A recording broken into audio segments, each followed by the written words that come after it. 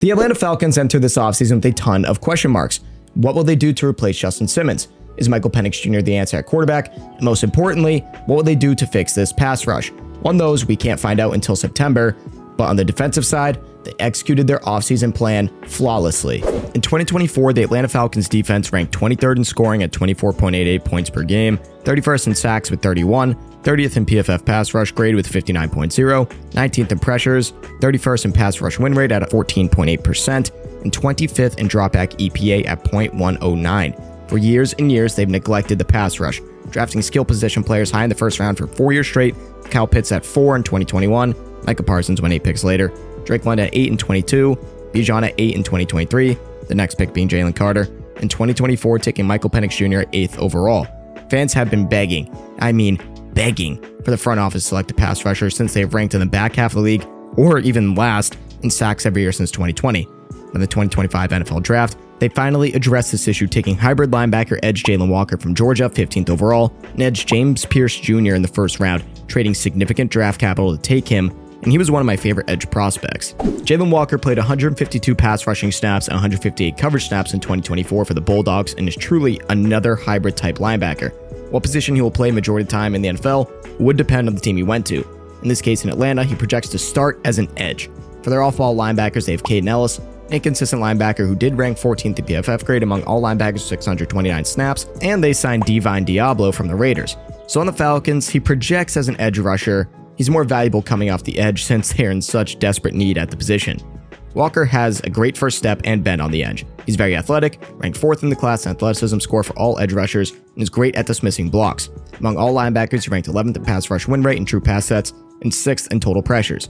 I really like this move for Atlanta because you get a guy who can fit multiple holes on this defense as a rotational piece on day one. I think he'll have a Micah Parsons role as a rookie. Not impact, but role. Trust me, he's good, but not Micah. In his rookie season, Micah played 540 snaps in the box and 390 at edge, with 319 pass rushing and 295 coverage snaps. That sounds perfect for Jalon as a rookie. Maybe not that amount, but the type of split that Micah had. I love how he projects in the NFL as an athletic edge who can play off ball when needed in a team with not a lot of depth at either position. He's a perfect fit in Raheem Morris's Falcons defense.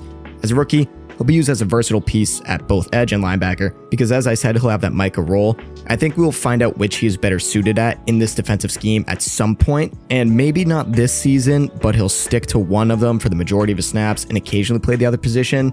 We'll find out basically, I think in 2026, which one he will stick at. I know this video is about the Atlanta Falcons, and with us now officially being deep in the NFL offseason, we're all watching other sports to keep our mind off the offseason depression of not seeing our favorite team play on Sundays. So what better place to make the other sports more entertaining than on Underdog? Underdog is the best and easiest place to play fantasy sports. All you have to do is pick higher or lower on 2 more player stats, get them all right, and you can win some serious cash. I've cashed in on some entries for the NBA playoffs, playing it safe with just 2 or 3 man entries, specifically Jimmy Butler and Ahmed Thompson in round 1. It's been a lot of fun watching my Celtics win, besides game 1 against the Knicks. Shut up. But if you sign up with code Fanatics, you get a deposit match up to $1,000 and a free pick to add to your entries. What is better than that as a sign-up offer? Make sure to send me your entries after you sign up for Underdog with code Fanatics. Then there's James Pearce Jr., the edge out of Tennessee that they traded up for. Look, I know they gave a lot away for this pick. For a team that might not even be good next year, it truly is an absurd haul. They traded with the Rams for 26 and 101 for pick 46, 242, and a first next year. Trust me, I agree it was a lot, but when you get James Pearce back there, it is a chance it is worth it. He was 8th in the country in pressures with 55 on only 254 pass rush snaps. Every player ahead of him had at least 288, that being Braden Swinson, but the other 6 players had 320 plus. 13th in pass rush PFF grade at 89.5, and was 4th in pass rush win percentage at 23%. Truly an elite prospect that many analysts had ranked near the 26th spot in their rankings. So the pick itself is in the right spot. He's another uber athletic edge, ran a 4.47 40-yard dash, he knows how to blend his speed, burst, bend, and power off the edge to get to the quarterback and disrupt the pocket. He's a great first step off the snap and can time the snap so well, allow him to get past the tackle much easier than a lot of other edge prospects. For his size, he adds a lot of power and uses his speed to counter the power as well. He can counter any move the offensive tackle makes, is agile, and a hard-working pass rusher. I love this pick. I thought the Chargers should have grabbed him as seen in my Chargers video, but the Falcons made more sense. James Pearce truly is an elite talent in my eyes, and I'm fine with the haul they gave up because of that. You have a need. As a front office and coaching staff, you don't know if your job is secure if this season goes poorly.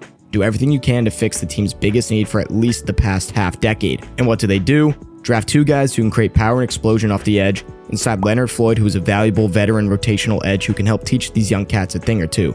With the team being so bad at winning off the edge last season, again having the 31st best pass rush win rate as a team at 14.8%, you need to be aggressive in fixing the group, and they were. Was it the right move? We'll see if James Pearce can win Defensive Rookie of the Year, or just be very impactful, help them make at least 20th in that statistic, or higher hopefully. The Falcons didn't have a lot of draft picks in this draft because of the trades they made, and one trade they made was with the Eagles up to 96. They moved up 5 spots and gave up their 5th round next year to get Notre Dame safety Xavier Watts. This was a huge value at pick 96. Almost every analyst had him inside their top 60, so that means they almost had a plus 40 value.